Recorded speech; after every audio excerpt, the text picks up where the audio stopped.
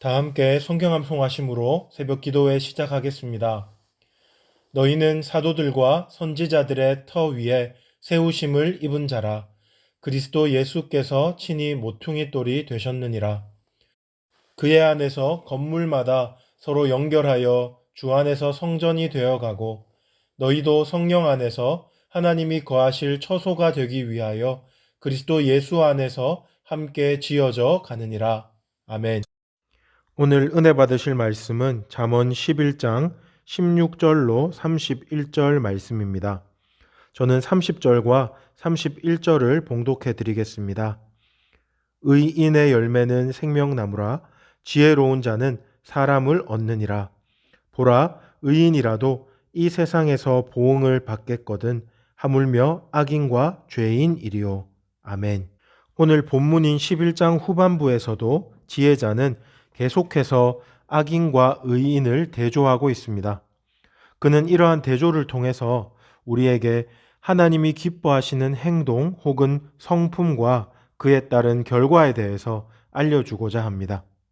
이 새벽에 지혜자를 통해 우리에게 말씀하시는 하나님의 말씀에 귀를 기울일 때 우리의 신앙에 큰 유익을 주실 줄 믿습니다. 본문에서 지혜자가 말하는 하나님이 기뻐하시는 행동 또는 성품은 크게 네 가지로 정리해 볼 수 있습니다. 먼저는 16절에 등장하는 유덕함입니다. 여기서 지혜자는 유덕한 여자는 존영을 얻고 라고 하면서 유덕함이라는 성품의 필요성과 중요성에 대해 언급하고 있습니다. 여기서 유덕함이란 말은 한자어로도 그 의미를 파악하기에 어렵지는 않습니다. 있을 유자에 덕덕자니까요. 하지만 원어적으로 좀 더 쉽게 풀어내면 이 말은 친절함 혹은 자비로움이라고 번역할 수 있겠습니다. 우리는 이 유덕함의 뜻을 더 잘 이해하기 위해서 이 유덕함이란 말의 반대어를 또한 한번 생각해 볼 수 있겠는데요. 그 반대어가 무엇이겠습니까?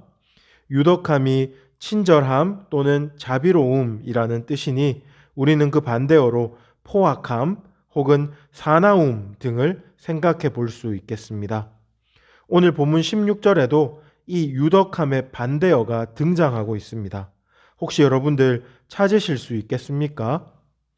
사실 우리가 가지고 있는 이 한글 개역 성경으로는 도무지 그 반대어를 찾아낼 수가 없습니다. 왜냐하면 여기에 번역이 좀 매끄럽지 못하기 때문입니다. 16절 후반부를 보시면 근면한 남자는 재물을 얻느니라 라고 기록되어 있습니다. 여기서 사실 근면함으로 번역된 히브리어 아라심은 원래 폭력적인 혹은 포악한이라는 뜻으로 번역되어야 합니다. 그러므로 이 부분은 근면한 남자는 재물을 얻느니라가 아니고 포악한 남자는 오직 재물만을 얻느니라 라고 번역하는 것이 더 옳습니다. 하나님은 사람이 이 땅에 살면서 모든 인간관계에서 기본적으로 친절하기를 원하십니다. 그 때문에 하나님은 십계명에도 내 이웃을 내 몸과 같이 사랑하라 라는 명령을 넣어 주셨습니다. 그러나 타락한 이후의 인간 사회는 죄악으로 말미암아 포악한 약육강식 적자생존의 상태에 빠져버렸습니다. 약육강식과 적자생존의 사회에서 기본적으로 포악하지 않으면 손해보고 무시당하기 때문에 사람들은 생존을 위해서 친절보다는 포악을 선택하게 된 것입니다. 그럼에도 불구하고 하나님의 백성은 이런 죄악의 고리를 끊어버리고 친절함을 선택할 수 있어야 하겠습니다. 때로는 손해볼 수도 있고 무시당할 수도 있겠지만 우리는 하나님께서 우리를 보호해 주실 것을 신뢰하며 사람을 가리지 않고 모든 사람에게 유덕하게 친절하게 대할 수 있어야 하겠습니다. 그것이 하나님 백성의 품격을 지키는 길입니다. 그런가 하면 두 번째로 지혜자는 17절에서 인자함을 말하고 있습니다. 이 인자함은 앞서 말했던 유덕함과 깊은 연관이 있습니다. 다만 여기서 인자함은 언약적인 성격이 강한 용어이지요. 인자함 곧 헤세드가 무엇입니까? 하나님의 언약적인 사랑입니다. 이 언약적인 사랑의 실천적인 성격은 상대방의 어떠함에 상관없이 끝까지 포기하지 않고 사랑해 주는 것이다 라고 말할 수 있겠습니다. 결론적으로 17절에서 지혜자가 말하는 것은 우리가 인간관계에서 상대방을 끝까지 포기하지 않고 사랑할 때 우리의 영혼이 이롭게 될 것이다 라고 말하고 있습니다. 내가 인자함을 베푸는 행동을 통해서 상대방이 이롭게 된다고 말하기보다는 나의 영혼이 이롭게 된다고 말하는 것은 매우 인상적인 말입니다. 그러나 이것은 정말로 중요한 영적인 진리입니다. 하나님의 말씀을 우리가 믿음으로 순종할 때, 그리고 순종함으로 선을 행할 때 유익을 누리게 되는 가장 첫 번째 대상은 그 누구도 아닌 바로 나 자신이라는 것을 꼭 기억해야 하겠습니다. 계속해서 본문을 보시면 지혜자는 이제 세 번째로 18절로 20절에서 공의로움에 대해서 말합니다. 여기서 그는 공의를 뿌리고 공의를 굳게 지킬 때에 확실한 상을 받고 생명을 얻게 될 것이라고 말합니다. 공의롭다는 것, 즉 의롭다는 것이 무엇입니까? 의롭다는 것은 매사에 올바른 일을 선택하고 항상 하나님의 말씀 앞에서 부끄러움 없이 행동하는 것을 말합니다. 20절을 보시면 또한 이 공의로움은 굽은 마음을 버리고 온전한 행위를 쫓는 것이라고도 설명할 수 있겠습니다.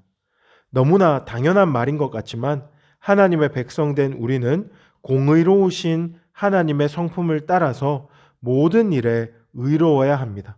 아니, 의롭고자 애쓰고 힘써야 합니다. 우리의 마음과 생각을 지키시고 우리 삶을 감찰하신 하나님께서 우리가 이렇게 애를 쓸 때에 하나님께서는 우리를 도와주시고 또한 생명의 길로 걸어갈 수 있도록 우리를 인도해 주실 것입니다. 마지막으로 지혜자는 23절로 27절에서 구제에 대해서 강조하고 있습니다.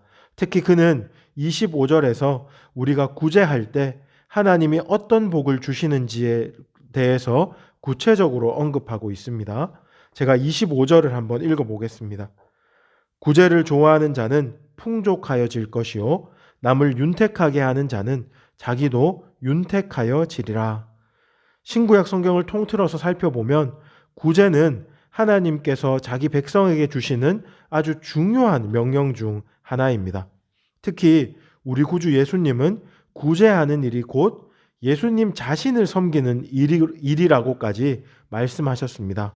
성경은 왜 이토록 구제에 대해서 강조하시는 걸까요? 이 이유에 대해서 여러 가지 말을 할 수 있겠지만 가장 기본적인 대답은 하나님이 인간을 창조하실 때 다른 사람을 윤택하게 하는 존재, 즉 이타적인 존재로 만드셨기 때문에 그렇습니다. 그런데 앞서서도 제가 말씀드렸듯이 죄 때문에 모든 것이 망가져버린 결과로 인간은 이기적이고 자기중심적인 존재가 되어버렸습니다. 그리하여서 이타적인 삶보다 이기적인 삶, 곧 자신의 욕망만을 채우는 삶이 가장 행복한 삶이라고 착각하는 그러한 오류에 빠져버리게 된 것입니다. 하지만 우리 성도는 이런 불신자들의 오해 혹은 불신자들의 악한 시대 정신에서 벗어나야 합니다. 나만을 위한 삶에서 하나님과 이웃을 섬기는 삶의 자리로 나아가야 합니다. 그럴 때에 정말 하나님이 우리에게 허락하신 영혼의 기쁨뿐만 아니라 삶의 풍족함과 윤택함까지 누릴 수 있게 될 것입니다. 이제 말씀을 마무리하겠습니다. 오늘은 지혜자가 강조하는 4가지 덕목을 함께 살펴보았습니다.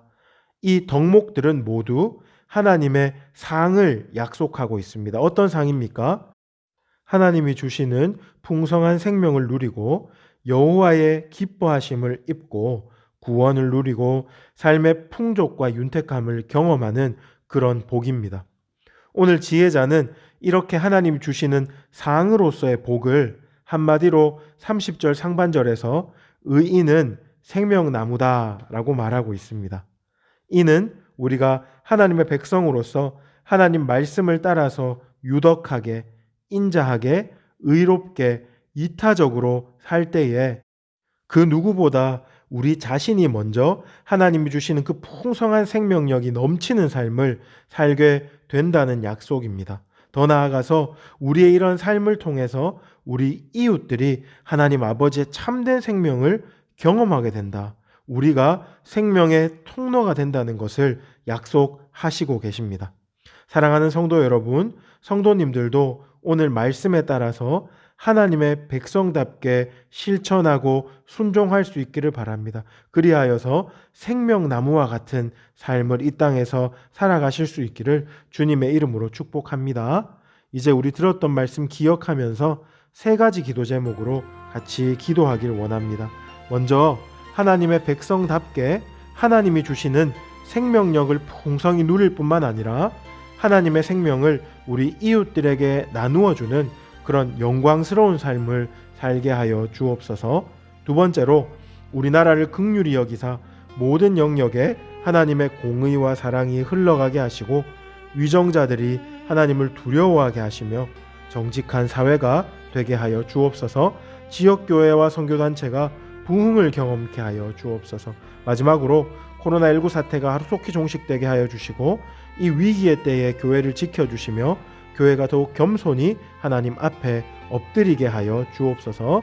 우리 나눈 기도 제목과 여러분 가지고 계신 기도 제목 가지고 주여 부르짖고 합심으로 기도하시겠습니다. 주여